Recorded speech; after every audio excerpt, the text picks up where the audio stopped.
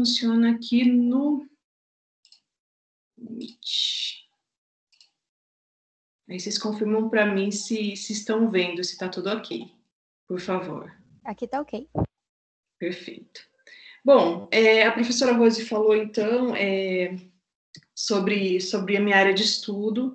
Sou jornalista, né, e naveguei por outros lugares antes de estar no jornalismo móvel, né? Eu fui para a mídia educação, fui para a comunicação comunitária, mas aí eu percebi que eu precisava realmente mudar, né, de áreas, que eu precisava realmente falar um pouquinho mais de coisas que estavam acontecendo na atualidade, pensar o jornalismo.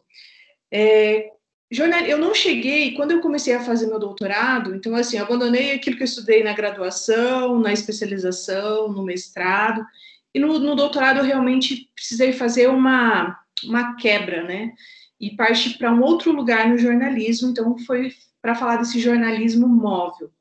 No começo, eu pensei em vários nomes para determinar como é que funcionaria esse jornalismo dentro da web, em aplicativos, em dispositivos móveis. Então, na minha tese de doutorado, tem muito essa questão de jornalismo para dispositivos móveis. E aí, no final da tese, depois de 4 anos de estudo, o negócio a gente simplifica. Eu falei, estou falando errado. E a minha conclusão da tese é de chamar esse jornalismo como jornalismo móvel. Então, é isso que eu vou falar para vocês hoje, né? Primeiro de tudo, quando a gente fala de jornalismo, e eu estou falando daquele jornalismo tradicional, e estou falando do jornalismo de hoje. Quando a gente fala em jornalismo, hoje a gente fala de um jornalismo multimídia, correto? Mas, de fato, esse jornalismo multimídia, ele é contemporâneo? Então, tem muitas características do jornalismo hoje que a gente dá sentido e atrela essas características hoje, que, na verdade, elas existem há muito tempo. Então, quando a gente fala de monomídia, a gente tem uma mídia só dentro de uma reportagem, de uma notícia. Mas, no jornal impresso, a gente já tinha a questão do texto e da imagem. Então, mais de uma mídia, ou seja, o jornalismo impresso já era multimídia. É importante a gente ressaltar essas questões. A gente fala hoje de uma multimídia que é presente dentro ou a partir da internet, e aí ela pode ter som, né, ou áudio, ela pode ter vídeo, pode ter texto, pode ter fotografia, alguma outra interação. Mas o termo multimídia já vem de muito tempo. Então, pensem no jornalismo, e aí vocês vão entender a partir do próximo slide, é uma continuidade. E como a gente não está aqui num curso técnico apenas, mas é um curso onde a gente precisa entender o cerne, a gente precisa entender as teorias, porque é um curso para a gente desenvolver a criticidade, eu preciso entender de onde esse jornalismo vem. Então, é importante para a gente entender hoje falar do ontem, tá bem? Então, multimídia é o jornalismo tradicional, ou mainstream, e é também o jornalismo contemporâneo, de uma forma um pouquinho diferente, mas é. Bom, eu falei que a gente precisa, então, entender esse jornalismo de uma forma crítica, não é? É de uma forma profunda. E aí eu trago para vocês sobre a mediamorfose, que tem a ver mesmo com metamorfose, né? O Roger Fiedler, em 1997, escreveu esse livro, baseado na teoria de Safo, que ele explicava como é que se dava a adoção de inovação, né? Até o estudo, a identificação do problema, até a popularização. E aí ele coloca 3 etapas dentro dessa mediamorfose. Só que, nesse momento, Safo dizia que cada uma dessas etapas levava, em média, 10 anos para ser cumpridas. Isso em 97. Com todo esse avanço tecnológico que a gente tem hoje, isso caiu por terra já, né? As inovações, elas são muito mais rápidas. Então, a gente pode ter um produto novo em 1 ano. Então, mas vale, tirando essa questão do tempo, a teoria de Safo funciona perfeitamente. Então, a primeira etapa é quando acontece a identificação de um problema, de uma necessidade. Aí existe um entusiasmo para que se invente algo que resolva o problema, mas Não se tem conhecimento como isso vai funcionar de fato, são pesquisas e experimentos, e a penetração vai acontecer de uma forma muito lenta. A etapa 2 é quando chega o produto ou a tecnologia na sociedade, que as pessoas começam a interagir com essa tecnologia e adotar. E a etapa 3 é quando há um movimento em massa e as pessoas entendem aquela tecnologia e querem para si. E aí o autor, o Fiedler, ainda fala assim que existe um movimento de imitação. Quando a gente vê que muitas pessoas têm, a gente quer também. Então, vale para isso, quando a gente fala de popularização de uma tecnologia. A mediamorfose, que é uma teoria, né, vocês vão encontrar em Portugal como mediamorfose, tá? Lá eles falam, não falam mídia. Mas essa ligação da mediamorfose e da teoria da difusão, mais uma ligação também. Aqui eu usei como exemplo a questão do smartphone, a chegada do celular. Então, até todo mundo adotar, teve essas fases de adoção. Primeiro, a vantagem relativa é comparar quais são os benefícios da mobilidade em relação ao telefone fixo. Por exemplo, o imediatismo, a possibilidade de interação mais rápida, né? Os autores mais antigos falam que as tecnologias de desktop que a gente conhece, os fios eles chamam de cordões umbilicais, porque a gente fica preso, a gente não pode sair daquele lugar sem se soltar dos cabos. E aí chega uma tecnologia totalmente nova e eu consigo estar livre, não é? A segunda é a compatibilidade. O que o telefone móvel oferece é melhor do que o telefone fixo oferece? Sim, nesse caso foi. Então, mais uma fase dessa teoria da difusão para ela se adotar. Terceiro, tem que ser fácil de mexer, tem que ser fácil de interagir, porque se tiver dificuldade, vai ter recusa. Então, os primeiros celulares, quem teve aí, ele malemar tinha um SMS muito ruinzinho, né? Era só para ligação mesmo. Então, aos poucos, as tecnologias foram surgindo e aí, a partir disso, então, a recusa foi baixa, porque era intuitivo. Toda tecnologia que ela exige de você pensamento, dificuldade ou muito empenho para ser entendido, vai ter, geralmente, menos adesão. Vou colocar um exemplo bem bobinho aqui, que é tão comum na vida da gente que a gente nem lembra. Quando você chega na sua casa, na sala, tá, à noite, você bate a mão no interruptor. O interruptor é uma tecnologia, mas ela está tão incorporada no nosso dia a dia que a gente nem fala, nem quando está entrando na sala, não pensa assim, vou entrar na sala e vou clicar no interruptor, não é mesmo? Já está incorporado, é muito fácil, não tem segredo. Então, o celular teve que ter essa facilidade toda. A questão da confiabilidade, aqui nessa quarta fase, foi um problema para o celular. Por quê? E a gente ainda tem, né, problemas de antena e falhas de recebimento. Isso atrasou um pouco a popularização do celular, do aparelho em si. Tinha a tecnologia, né, tinha os aparelhos, mas as antenas não seguiram na mesma proporção. Então, teve esse problemão. E depois a visibilidade. Quanto mais pessoas têm essa tecnologia, mais pessoas vão querer. Então, onde a mediamorfose e a tecnologia da difusão estão ligadas aí. A mediamorfose é uma teoria da comunicação. Mas, como a gente imagino que vocês já tenham visto sobre a teoria da convergência, certo? E do Jenkins. E o Jenkins fala que a convergência, ela não é só tecnológica, ela acontece no cérebro das pessoas. As pessoas começam a entender a comunicação e a convergência como atitude, como cultura, não é? Então, a gente precisa pensar a mediamorfose da mesma forma. É uma forma de pensar, é uma evolução. Como eu disse lá, é a internet que vai integrar todas essas mídias num só lugar. E, atenção, eu não estou dizendo que a internet vai matar o rádio, ou a televisão, ou o impresso. Eu estou dizendo que a internet agrega todas as mídias num só lugar. Por isso, ela é atraente, com outros motivos. por exemplo, com as tecnologias, né? Por exemplo, que ela acontece sob demanda. Então, não é... Acabou aquela coisa da televisão, aquele telejornal, que você tem que estar lá 9 horas da noite para assistir o telejornal, senão você vai perder a notícia. Não, depois você vai ver na internet, você vai buscar nas redes sociais, nas mídias digitais, e você vai conseguir ver todo esse conteúdo, não é mesmo? Mais para a gente vai falar outras formas que o jornalismo chega até a gente, tá bem? A mediamorfose, ela acontece também quando existe urgência para não morrer.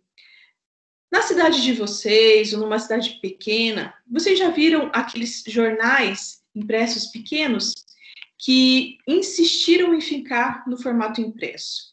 Relutaram, relutaram, relutaram e não quiseram ir para o digital. Chegou um momento que ou ele fazia isso ou ele morria, ou ele falia. Era preciso trabalhar de uma outra forma. E, gente, conteúdo de web ou para aplicativo, que a gente chama de app, não é da mesma forma que está na TV, que está no rádio, que está no impresso. Esse conteúdo precisa ser trabalhado de uma forma diferente, não é mesmo? Até, vamos falar de texto aí, se eu pegar o texto de uma reportagem inteira do impresso e colocar no celular, meu dedo aqui vai cansar no scroll, de tanto correr a barra de rolagem para ver a notícia. E a gente não fica tanto tempo assim conectado para ler uma grande notícia, a não ser que realmente ela seja imersiva e nos interesse muito, tá?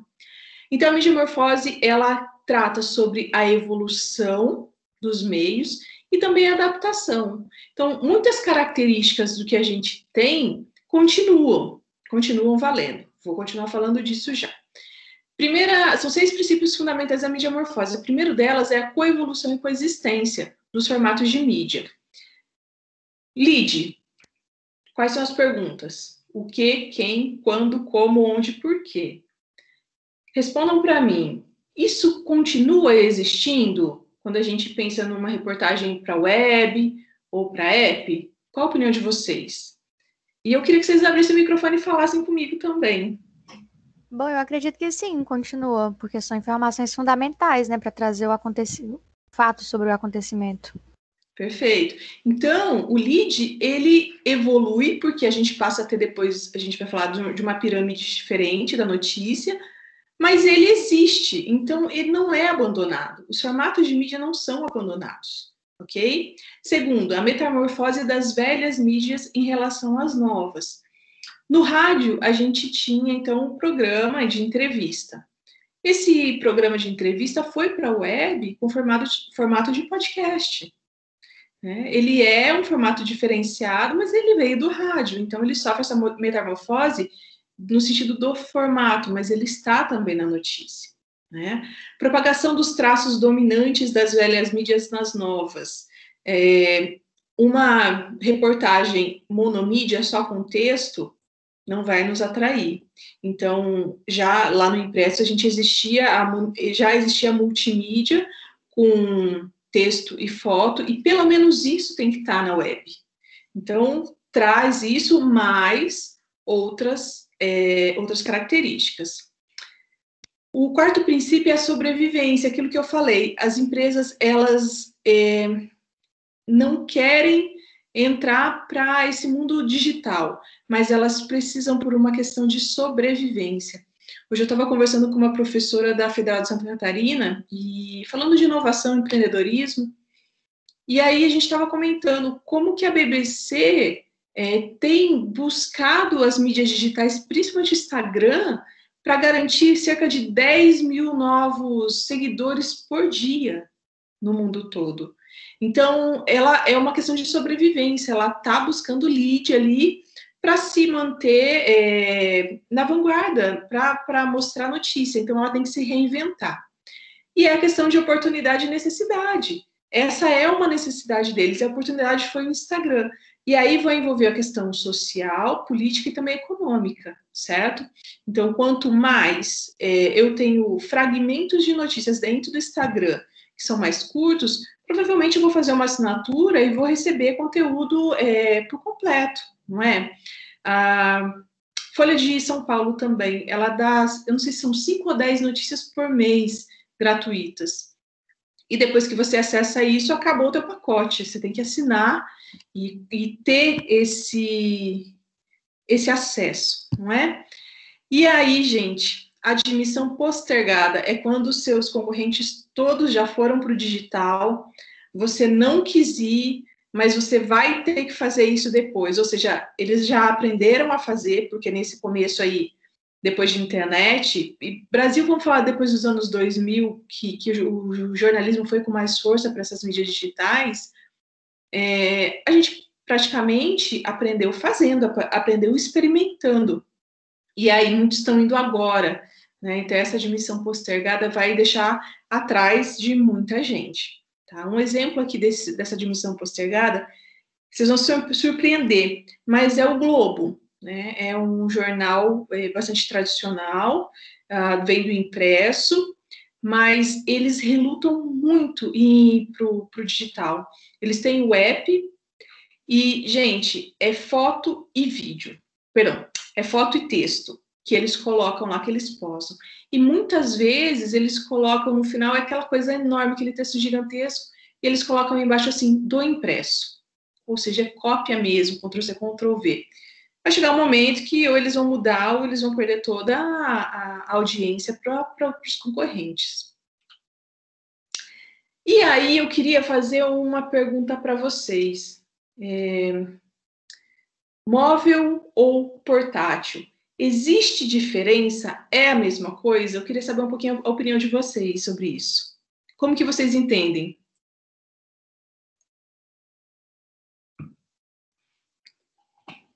Ou não entendem? Bora, gente, sem vergonha. Eu particularmente acho que tem diferença, mas assim, eu não sei te explicar a diferença. Joia. Porque, por exemplo, porque eu acho que a questão de ser portátil é de ser mais fácil de você carregar, né? Por exemplo, igual foto. O celular ou o notebook, a diferença entre o celular e o notebook é que o celular a gente fica mais tempo na mão e ele anda com a gente mais um tempo. Eu acho que o notebook já virou meio que um computador de novo, igual era antigamente, da gente deixar ele fixo no lugar. Então, acredito que seja essa a principal diferença. Joia. Bom, então vamos lá. Para a gente para a gente entender o que é esse jornalismo móvel, a gente tem que partir desse pressuposto aqui. Eu tenho o desktop, que eu falei do cordão umbilical, e ele é estanque, ele fica lá paradinho. E eu tenho o notebook, e depois eu coloquei nas laterais para vocês o smartphone e o tablet, não é? Enfim, quando a gente fala de dispositivo móvel, a gente está falando de apenas duas tecnologias, que é o smartphone e o tablet. E então, automaticamente, o notebook é portátil. E por que portátil? Você vai precisar de uma base para poder trabalhar. Você consegue colocar ele aqui e sair digitando e sair assistindo um vídeo? Consegue, porque ele não vai precisar, se ele estiver carregado, ele não vai precisar do cabo. No entanto, para você trabalhar bem, você vai ter que colocar ele sobre uma base, seja uma mesa, seja suas pernas, não é? Então, ele é portátil. E quando a gente fala de móvel, é algo que a gente pode sair aqui, ó, tá? Trabalhando, digitando, consumindo, interagindo, sem estar preso a nada. Então, quando a gente fala de dispositivo móvel, é celular e tablet. Então, quando a gente fala de jornalismo móvel, a gente está falando do jornalismo só para celular ou para tablet. Fora isso, é o web jornalismo. Então, entendido? Isso é bem importante para a gente entender onde é que está esse jornalismo móvel, tá? A gente vai precisar dar um passinho para trás e entender o web jornalismo. O João Canavilhas, eu tive a felicidade de tê-lo como meu co-orientador do doutorado. Ele foi o cara que cunhou esse termo pela primeira vez no ano de 2001, quando ele fez o doutorado dele, né? E aí ele escreveu um artigo, porque as pessoas falam assim, mas por que web jornalismo? Porque tinha outros termos, de jornalismo digital, jornalismo online, ciberjornalismo. E aí ele fez um artigo sobre isso para explicar o porquê do web jornalismo, né? E na explicação dele é muito simples, gente. Eu realmente ri quando eu ouvi. Ele falou assim, Bom, se a gente tem jornalismo na TV, esse jornalismo chama como? Telejornalismo. E o jornalismo feito para o rádio? Radiojornalismo. Então pronto, então o jornalismo na web vai chamar webjornalismo. E assim surgiu, né, o termo webjornalismo. E é o termo que eu escolhi para trabalhar, e eu vou explicar um pouquinho da evolução dos outros, para a gente entender onde é que está. Mas esse webjornalismo, então, é o jornalismo que está na web. Tá bem? Ele vem antes do jornalismo móvel. A Luciana Mielknesuki, ela fez uma divisão a partir da história de como é que a gente chamava cada tipo de jornalismo, porque, como eu disse, a gente ouve falar de vários formatos, né? Várias nomenclaturas, melhor. Então, o jornalismo eletrônico foi o primeiro que surgiu lá depois da internet, tá bem? Quando surgiu a internet. E o jornalismo eletrônico é quando o jornalista podia, por exemplo, pesquisar o conteúdo em fitas VHS, né? Quando tinha, nem sei se vocês conhecem fita VHS, mas quando existia isso dentro das redações. O jornalismo digital, ele já vem baseado em bits. Então, o jornalista já tinha o CD-ROM, né? Já tinha um CD, tinha um pequenininho, tinha aquele grandão, e ele consultava e arquivava todas as suas notícias nesse dispositivo. O ciberjornalismo, ele vem quando surge o computador pessoal e você pode ter os seus arquivos, não precisa estar num ambiente compartilhado, por exemplo, um servidor do jornal. Mas, aqui eu abro um parênteses. Em Portugal, há um grupo de professores, de pesquisadores, que insistem em chamar ciberjornalismo como sinônimo do webjornalismo, tá bem? Então, como a gente, na academia, escolhe seguir alguns pesquisadores e algumas linhas, então eu coloco, acredito que a Mielknesuki realmente foi muito feliz em fazer essa divisão, e é essa que eu sigo, tá bem? Mas é importante dizer que vocês podem encontrar coisas como ciberjornalismo. E não é cyber, tá, gente? É ciberjornalismo. O jornalismo online, então, ele vem como transmissão em rede em tempo real, né? E depois surge o webjornalismo, que é o jornalismo feito para a web, especialmente feito para a web. Depois disso, eu vou falar um pouquinho das características e depois falo de jornalismo móvel.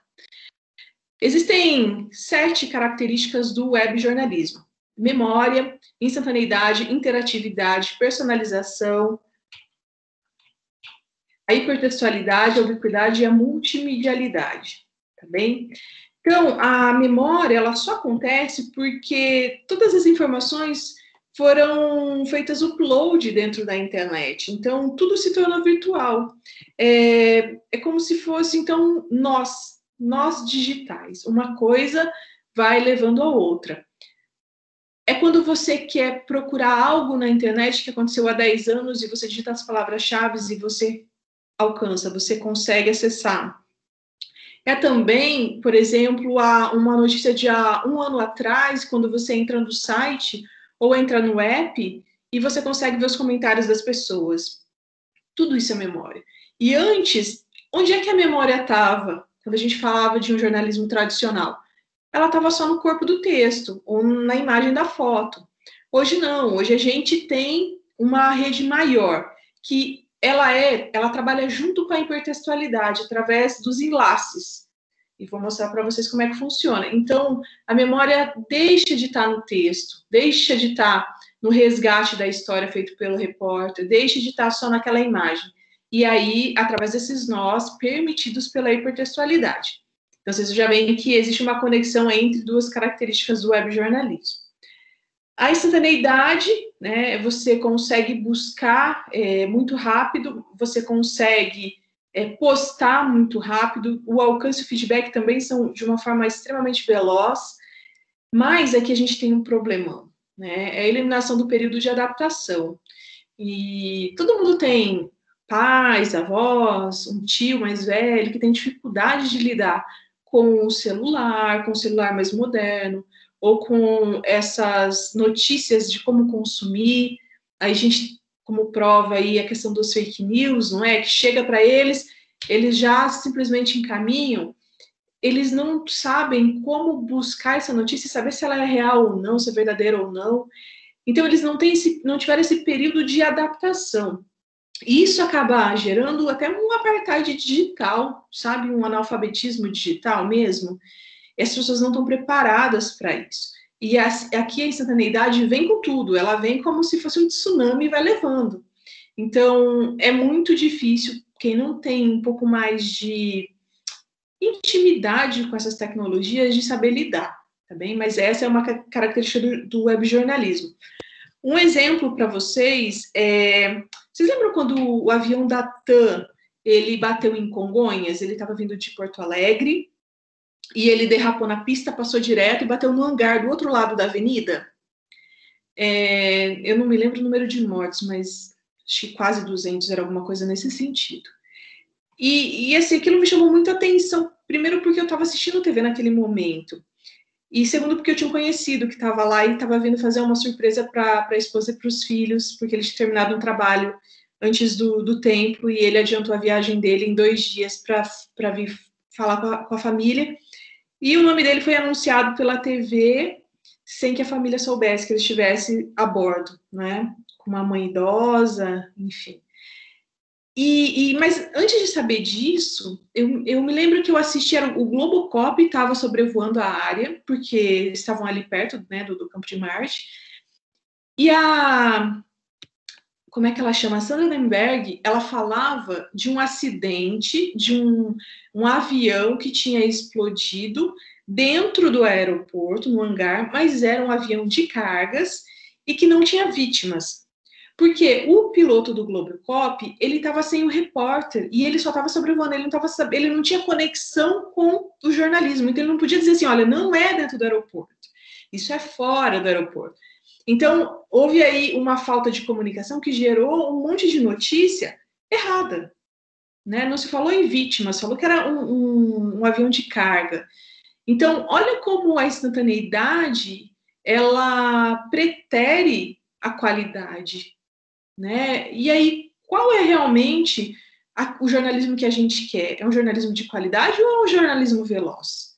E é por isso a gente vê muito que, quando acontece algo, eles já jogam notas, né, nas mídias digitais para depois entender o que está acontecendo. Mas eles querem dar o furo. Esse é um perigo no jornalismo, é algo que vale a pena um olhar mais apurado.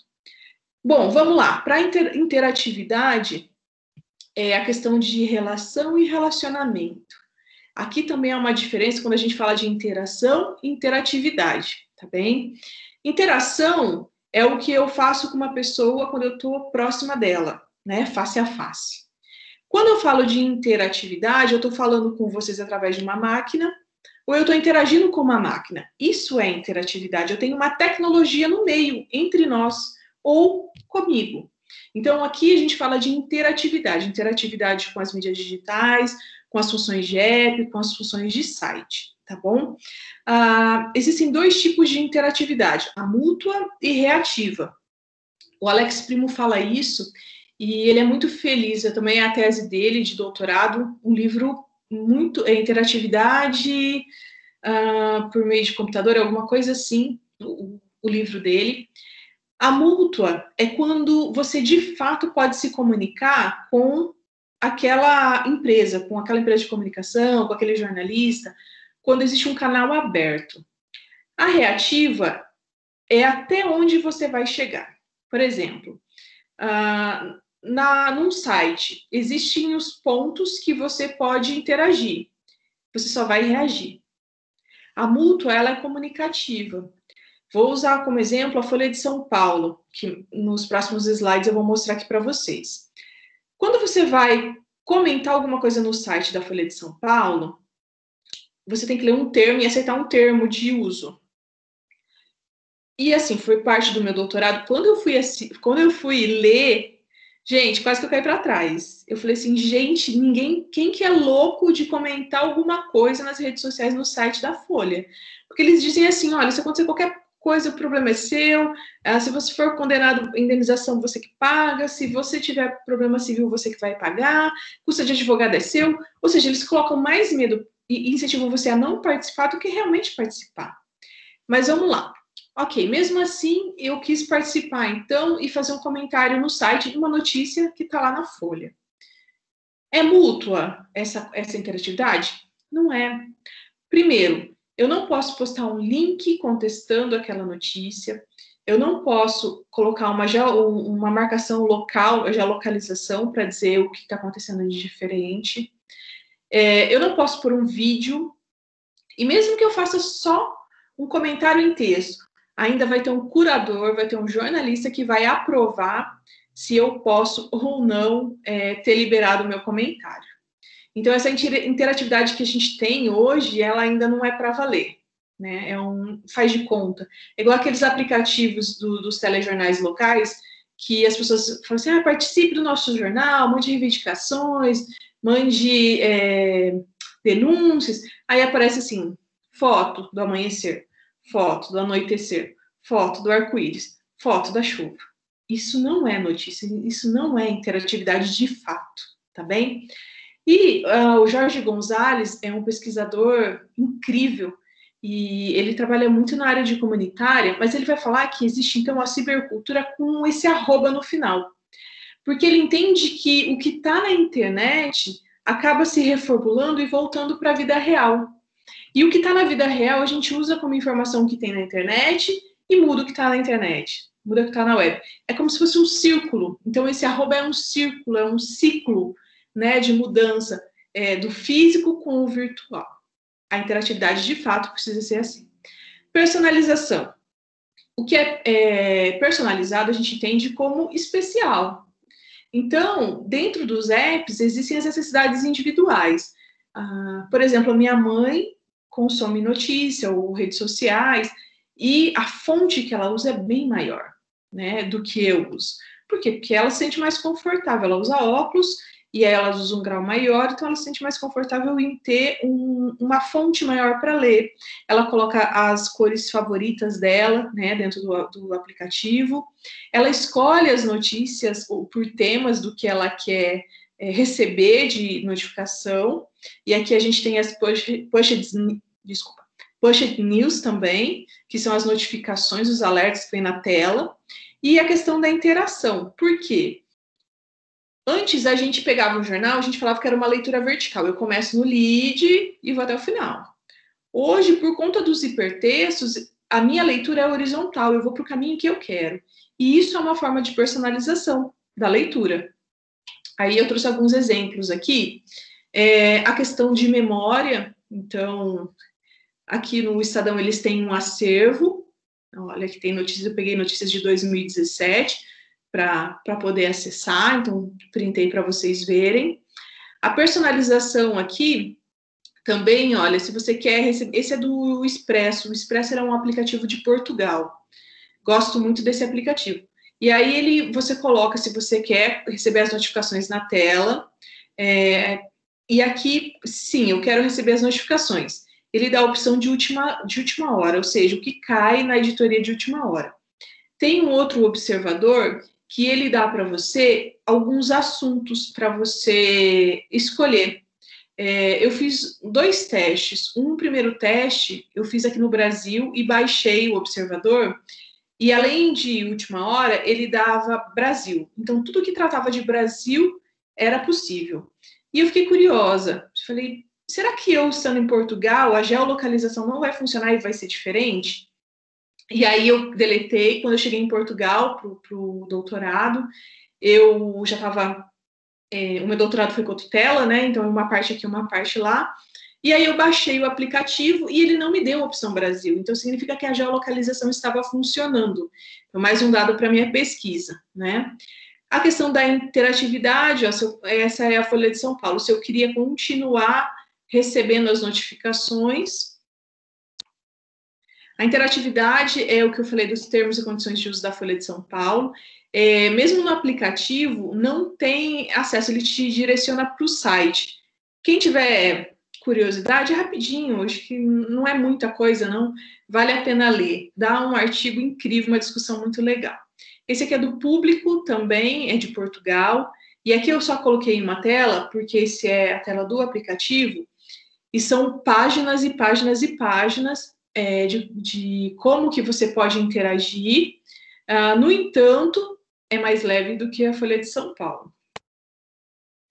Mas os últimos 3 características do web jornalismo, a hipertextualidade, então que são os enlaces, e permite essa leitura horizontal, personalização da leitura, a multimedialidade, que é a convergência de várias mídias numa notícia só, e a ubiquidade, que você tem acesso à notícia em todo o tempo, todo lugar. Basta você ter o dispositivo, o hardware e a conexão com a internet. Disso aqui, o que é extremamente novo, tá? Quando a gente fala de web jornalismo?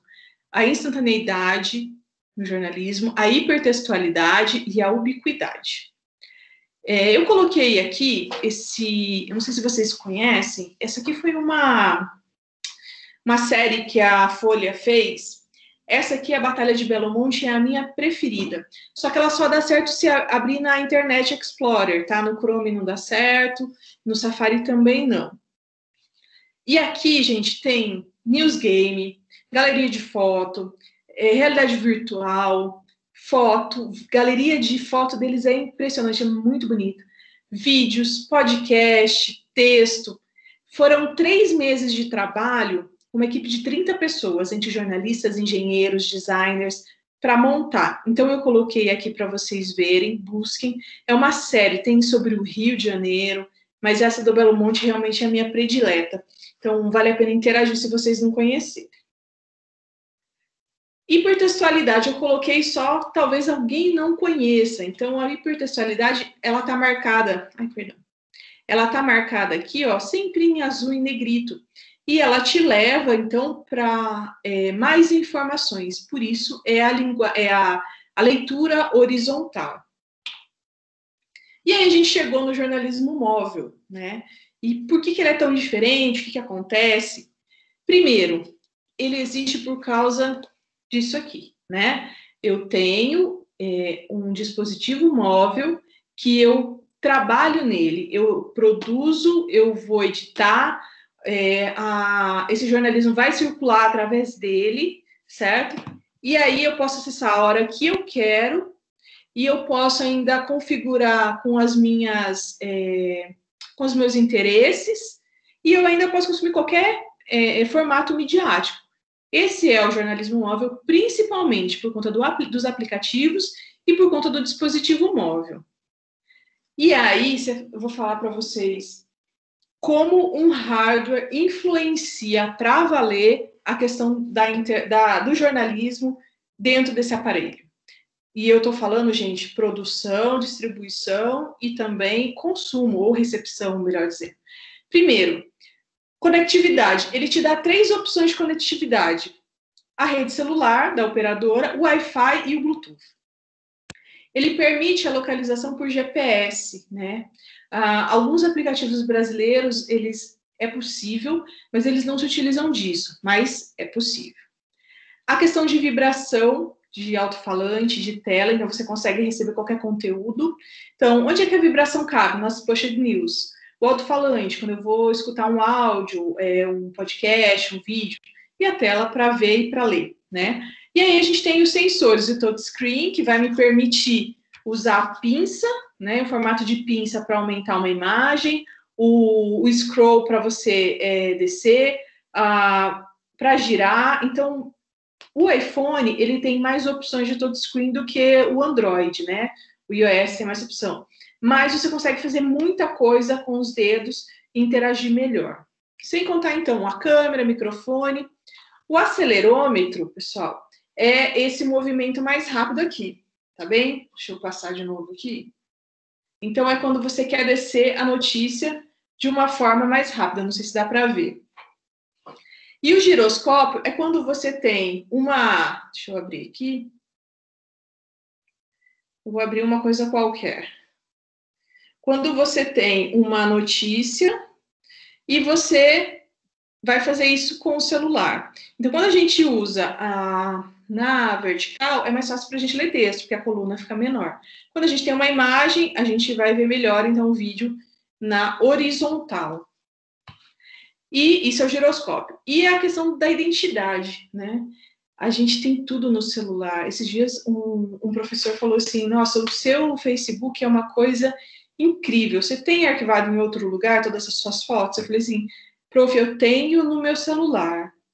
Ele falou, meu Deus, se um dia roubarem teu celular... Ele falou assim, isso está em nuvem? Eu falei, está em nuvem.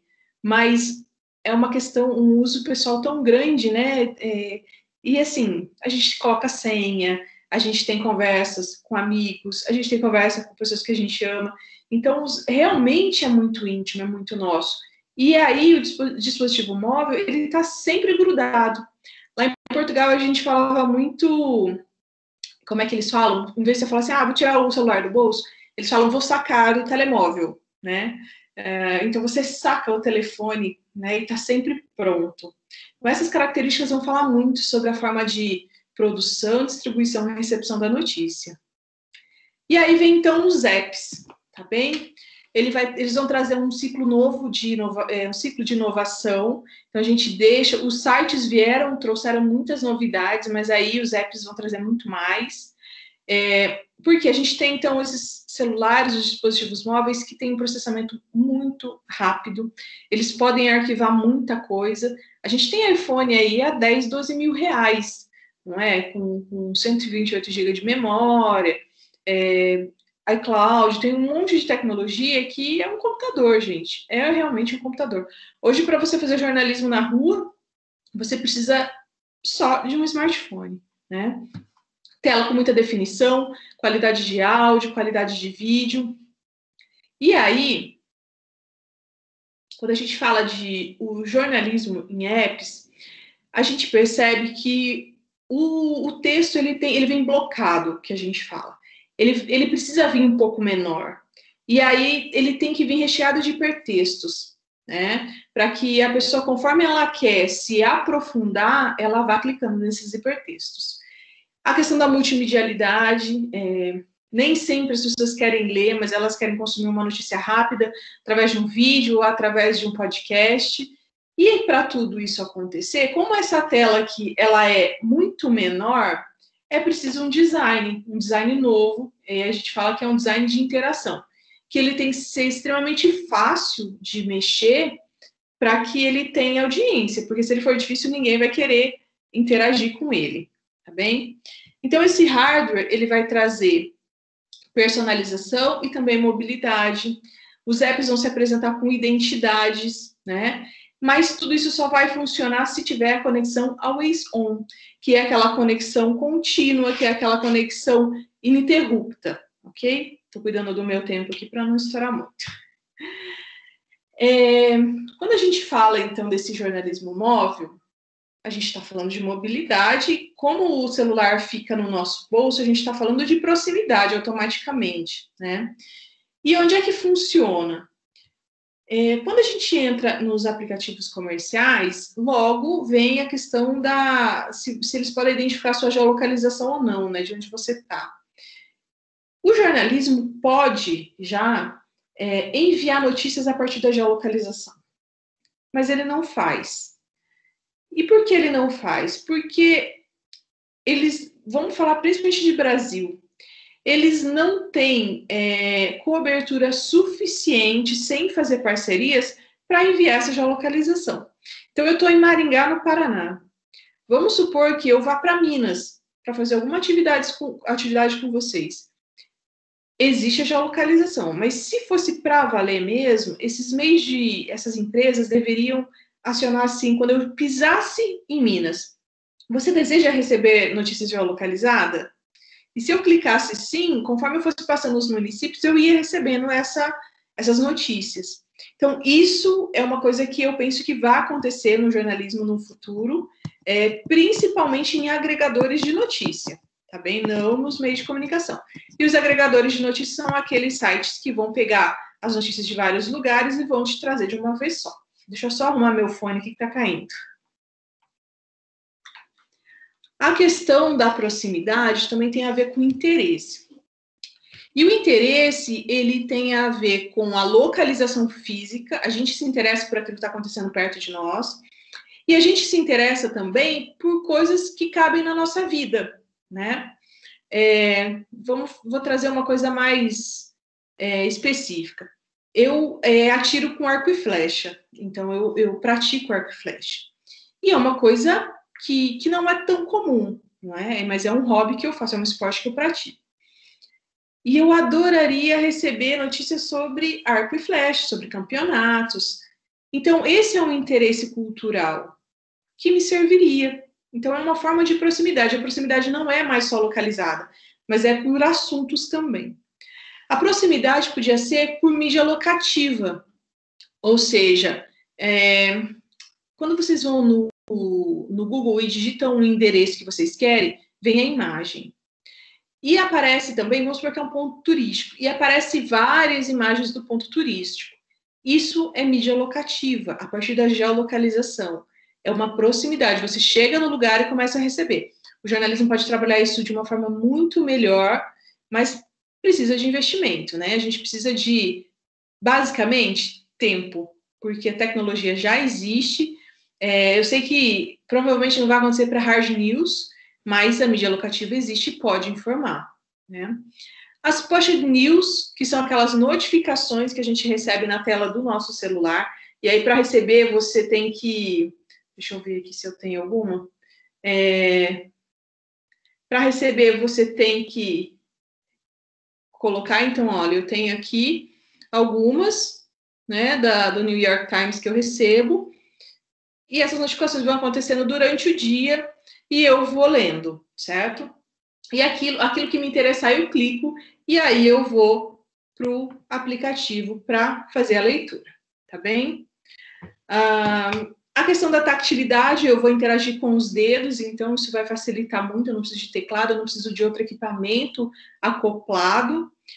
A questão da possibilidade de recepção de conteúdo a todo momento, durante todo o dia, em horário comercial.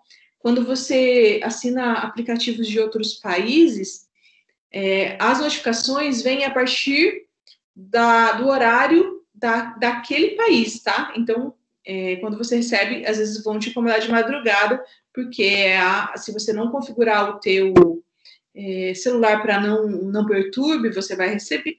A questão do giroscópio, acelerômetro, vibração, sonoridade, que a gente já falou. E a questão da mobilidade informacional, né? A notícia, quando você produz a partir de smartphone, ela é produzida na rua o tempo todo. E quando você consome ou recebe a notícia, a partir desse aparelho, você também consegue receber essa notícia o tempo todo, certo? Então, essa mobilidade informacional na produção e na recepção. Aqui eu coloquei o Globo, Estadão e Folha. Quando você baixa o aplicativo, o que eles pedem?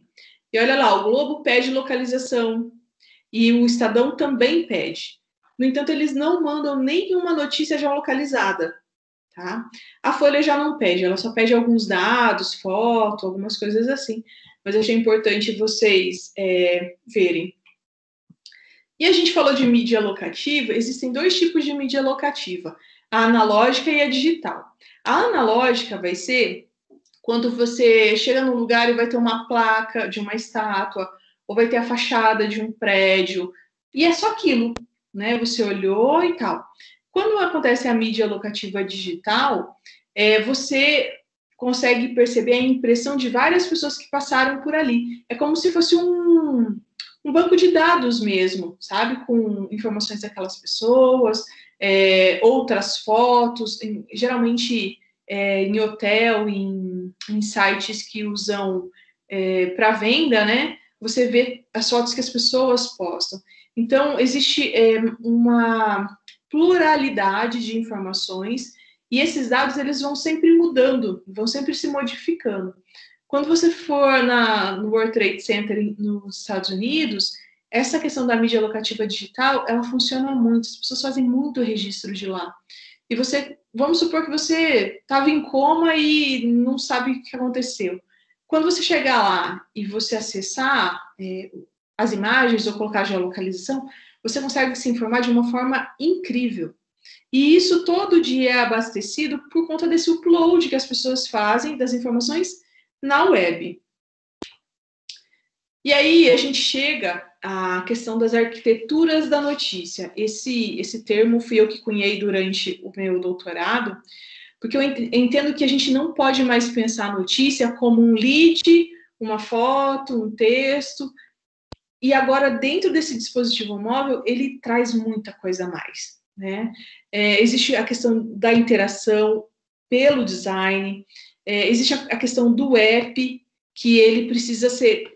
tem um novo termo agora, que as pessoas estão chamando de web, tá? Então, o app a gente baixa nas stores, né? Apple Store, Google Play, enfim. Agora,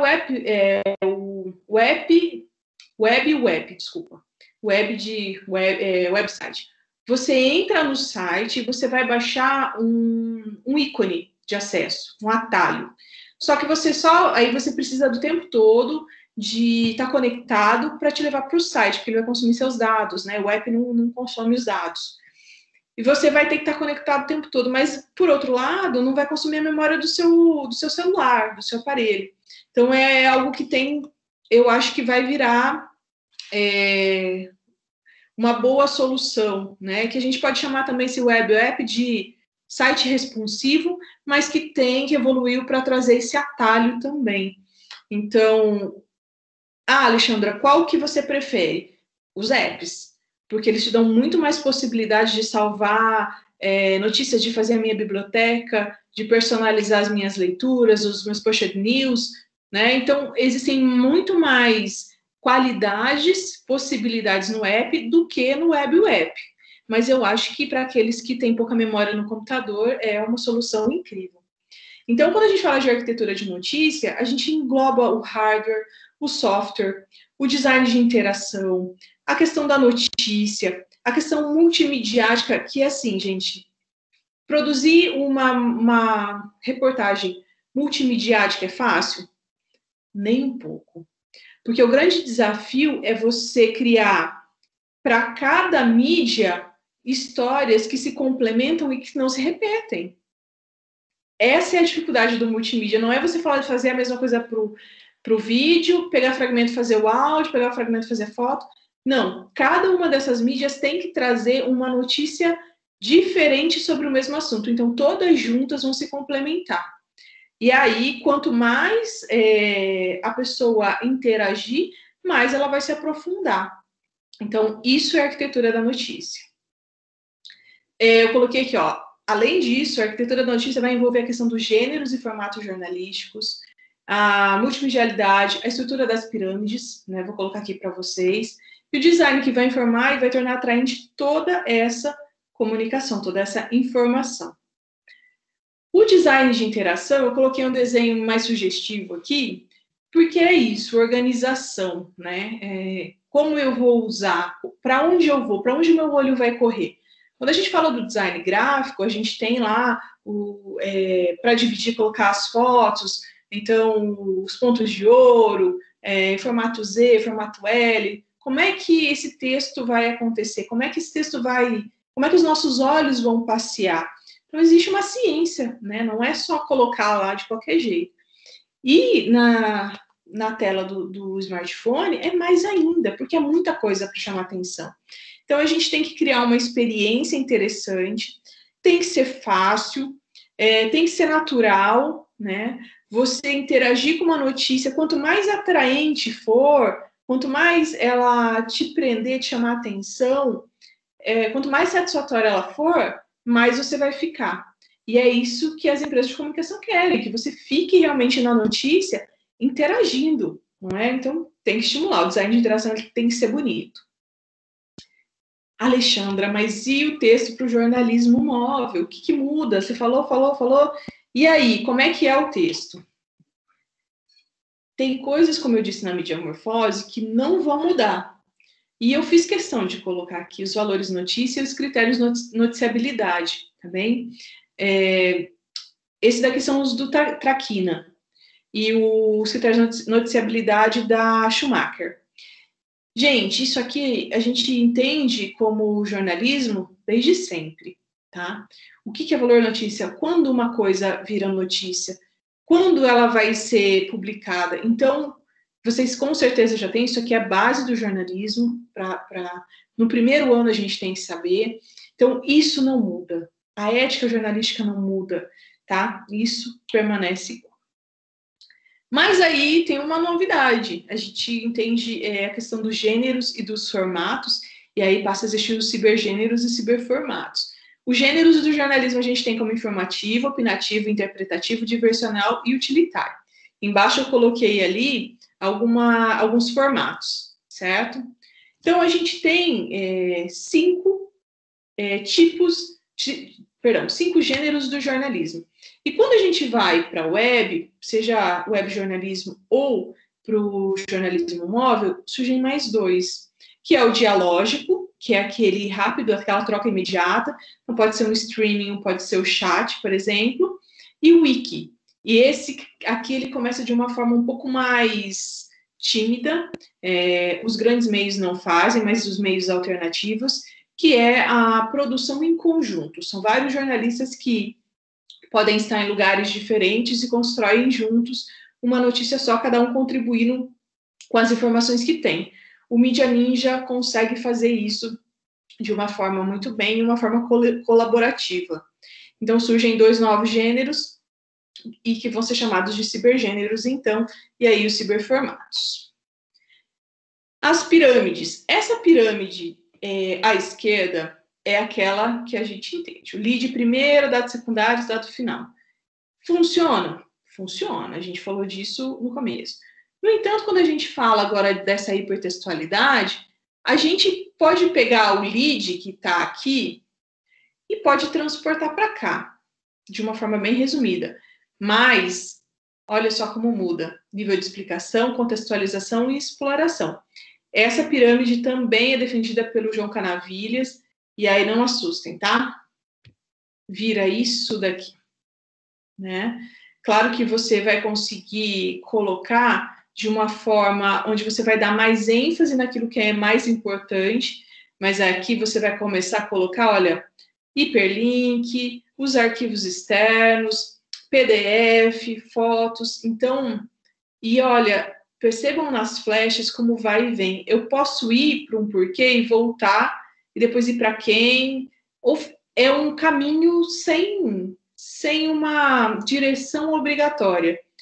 Isso aqui, dentro do texto jornalístico, é um desafio a gente fazer. Por quê? Quando a gente fala disso aqui, eu vou dar uma notícia bem triste, mas eu espero que seja muito estimulante para vocês. Os robôs já produzem. Jornalismo esportivo.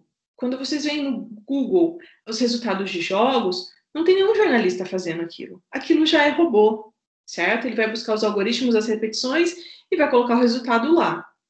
Isso aqui robô faz. Agora, isso aqui são os novos jornalistas que precisam aprender, e é o que vocês vão aprender nessas disciplinas. Sabe pegar o mapa mesmo e desenhar o caminho? E a gente só vai aprender fazendo, não tem outro jeito. A gente tem que, e quem está no mercado, quem é o jornalista que já está no mercado, tem que reaprender. E aí uma vantagem é para vocês que são mais novos, isso é muito mais fácil, né? E vocês estão na academia, onde vocês podem errar e testar antes de ir para o mercado de trabalho. Eu coloquei uma notícia do New York Times, eu não coloquei ela inteira, ela tinha mais ou menos uns 10 prints.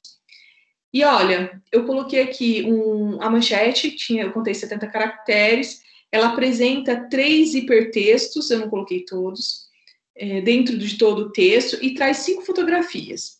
É todo o conteúdo que ela traz. E aí eu peguei da Folha de São Paulo impresso, tá? Eu tirei o print do Instagram, mas eu peguei a manchete principal, e aí eu vi que tem 56 caracteres, tá? Eu não peguei a notícia interna. O que eu quero dizer com isso? Um pouquinho antes. A gente tem que pensar na estrutura do todo, sabe? Mesmo que a gente trabalhe com textos blocados, existe uma questão da gente entender que não é só o lead que vai mudar, não é só uma mídia a mais que a gente vai colocar, é um conjunto de coisas que vai fazer. Eu entendo também, e vocês vão concordar, que quando a gente tem o hard news, a gente não vai conseguir fazer uma produção multimídia muito eficiente, né? Porque a questão do tempo, aquela coisa, é a qualidade ou é a velocidade?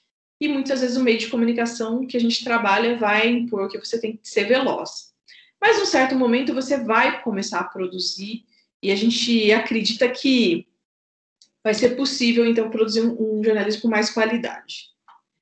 Eu trouxe aqui um modelo de news game, a gente vai ver. Essa é a queda do Muro de Berlim. Deixa eu ver se eu consigo mudar o compartilhamento aqui. Gente, tá todo mundo tranquilo? Todo mundo tá acompanhando? Tranquilo, tá ótimo. Tá bom. Deixa eu ver se eu abro aqui. Vocês conseguem ver? Sim. Tá aparecendo? Então, esse aqui é um news game, tá? Eu não sei se vocês conhecem. Esse game foi criado em comemoração dos 25 anos da queda do Muro de Berlim. Eu vou colocar aqui um pouquinho. E aí você vai brincando mesmo. Escolher a personagem. Então, quem é ela? Ela tem 23 anos, ela está cansada de falta de liberdade de expressão, ela trabalha numa refinaria de gás. E o News Game vai trazendo informações. Olha, 8% das pessoas que morreram atravessando o muro eram mulheres.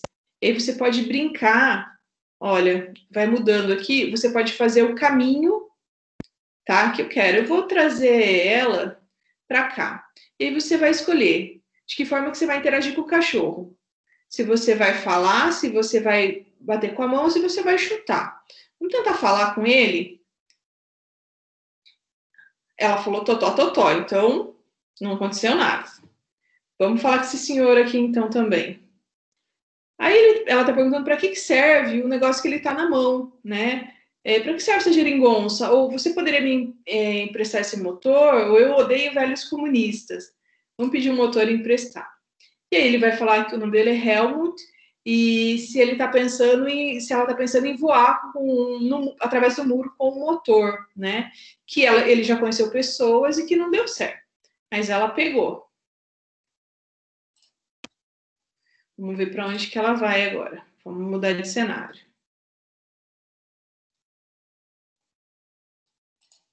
Vamos falar com essa senhora aqui. E aí ela pergunta se não é bizarro atravessar, ficar costurando uma hora daquela, se que ela decidiu fugir, então ela precisa do tecido, né? Vamos aqui.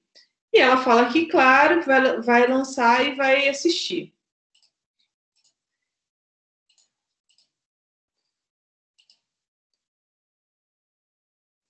E aí ele dá o que acontece para cada. Que eu morri tentando escapar do muro, 136 pessoas foram mortas no muro de Berlim de 61 e 89, 1.347 morreram na fronteira.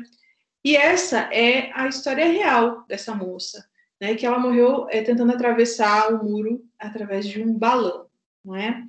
Então, isso é news game. Eu estou trazendo dados e o jornalismo amplificado ele pode trazer isso com muita propriedade, né? Deixa eu pegar o outro aqui. Onde é que...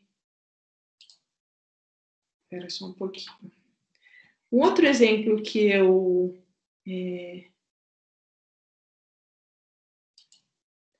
Professor, deixa eu só interferir a senhora um pouquinho. Sim. A tela do jogo ficou travada, a gente não... Bom, pelo menos para mim não apareceu nada da sequência do jogo. Ah, entendi. Então, eu vou passar o link para vocês interagirem, tá bem? Acho que fica mais fácil, funciona bem. Deixa eu ver aqui como é que se tem o chat para a gente... Coloca no chat, Alexandre, fica melhor. Ah, gente, perdão, se tivessem falado eu tinha parado. Professora, eu não tenho acesso ao chat porque eu estou como convidada. Inclusive, verifiquei que tem outras pessoas que também estão. E eu também não consigo. Então, seria interessante, eu não sei se tem como enviar para a professora Carol Natasha, ou para outra professora, que aí elas enviam no grupo que a gente tem nos informes do curso. Perfeito, eu envio, pode deixar. Eu vou colocar um outro, vamos ver se vocês conseguem visualizar, então, também, senão eu já paro aqui. Deixa eu pegar. Que pena, que pena. Achei que vocês estavam vendo comigo.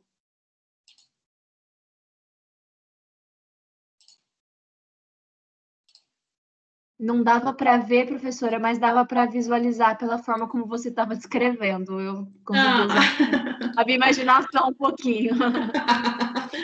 Bom, vê se vocês conseguem visualizar esse que eu estou colocando. Essa é uma reportagem do New York Times, Snowfall. Vocês conseguem ver? Conseguimos, sim. Agora está compartilhado. Isso, agora está movimentando. Perfeito. Então, esse aqui é um jornalismo que a gente chama de long form. Esse jornalismo, ele funciona em sessões, né? Ele só funciona para grandes reportagens. E esse aqui é uma... Eu vou passando aqui, se travar, vocês avisam. É uma grande reportagem, então ele traz 6 sessões. Ele traz depoimentos, então traz vídeos. Aqui vai carregar, aqui vai demorar um pouquinho, vamos ver se ele carrega.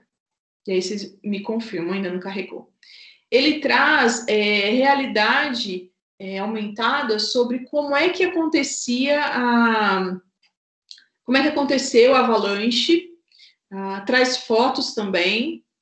Estão conseguindo visualizar? Sim. Sim, professora.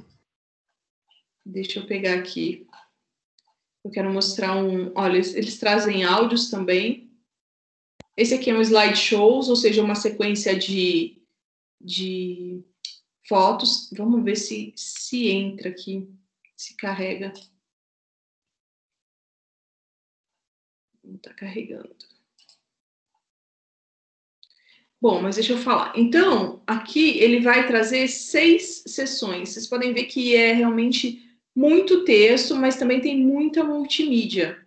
Esse jornalismo long form, ele é um desafio mesmo de ser produzido, mas você vai falar assim, Alexandra, só que você falou de blocos menores de textos, não é? Esse aqui, se vocês olharem, ele não tem hipertextualidade. Porém, ele é produzido depois que ele vai para o... esse aqui está funcionando, ó. Esse aqui é o acúmulo de neve a partir dos dias. Conseguem ver? Conseguimos, sim. Então, isso aqui ele vai mostrando como é que acontece e, de repente, o que aconteceu para... ele está travando um pouquinho. Como é que está o acúmulo e aí avalanche, não é? No jornalismo apificado, existem as reportagens diárias, hard news, que são muito mais rápidas de serem consumidas. No entanto, o long form vai aparecer para algumas possibilidades. Aquela Batalha de Belo Monte também é uma reportagem long form que preza a qualidade, os detalhes e a multimídia ao invés dos textos curtos. Então, é possível também que a gente encontre o long form. É um jornalismo especializado, minha gente, é como se fosse um jornalismo mais voltado para a revista, só que agora ele é multimediático, não é? É bem legal isso aqui, depois vocês conseguem ver depoimento das pessoas, como as pessoas escaparam, por onde a neve foi descendo, né? E por que algumas pessoas se salvaram, outras não. Então, ele traz toda essa animação gráfica, essa computação gráfica para mostrar, de fato, o que é esse jornalismo móvel e como que as tecnologias, a programação, a internet, claro que banda larga também, como é que tudo isso funciona. Deixa eu voltar aqui para o nosso...